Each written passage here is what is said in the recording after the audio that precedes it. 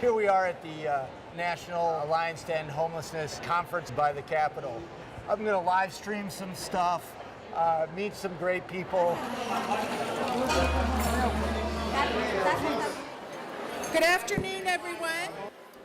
As I said yesterday, we're delighted with the plan, which contains clear, measurable goals through the creation of permanent supportive housing, reducing the lengths of stay in shelter and recidivism, and the determined use of data to accomplish the goal of reducing the number of homeless people that so many of you have adopted and pursued over the past 10 years. We could do a lot better in the homelessness system in terms of the experience people have, which I think is often miserable, especially in the shelter system. Way right there by the door, that's the line. Where'd you find what corner? Glendale and Los Feliz. Okay, I'll talk to her.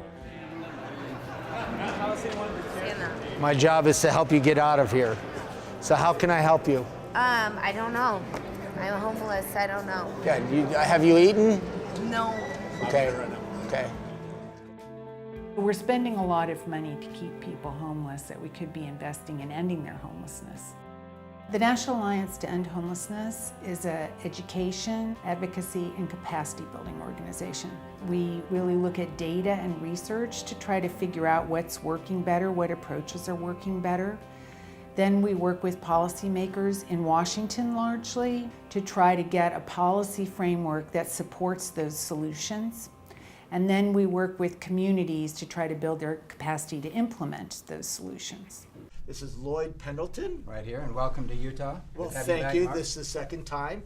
And he's the director of the state's homeless task force. When we started this housing first concept, I'd heard this idea about they're going to end homelessness, and I said, you know, this is unrealistic, and they must be smoking something or whatever. So we went there and spent 4.5 days, and I saw the evidence that these individuals that are chronically homeless cost the community a lot of money. It cost us $20,000 for each person that's on the street, emergency service, etc. Right. So I was converted, as it were, and we worked together as a team to put together a 10-year plan. We carved out $250,000 and said, let's start taking the housing first model and let's go work with it. So if your community has 500 homeless people and you want to end homelessness in 10 years, you need to reduce that 500 by 50 every year and start planning that way instead of planning how to build a big enough homeless system for 500 people for forever.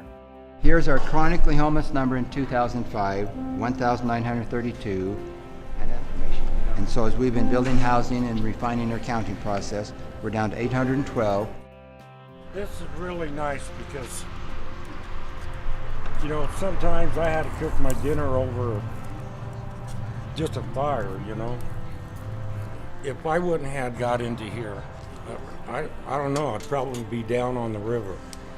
So most major cities in the country now have 10-year plans, and I think that really the impact of it has been that it has changed the discussion to how can we get people into housing. What could I say? I'm so lucky.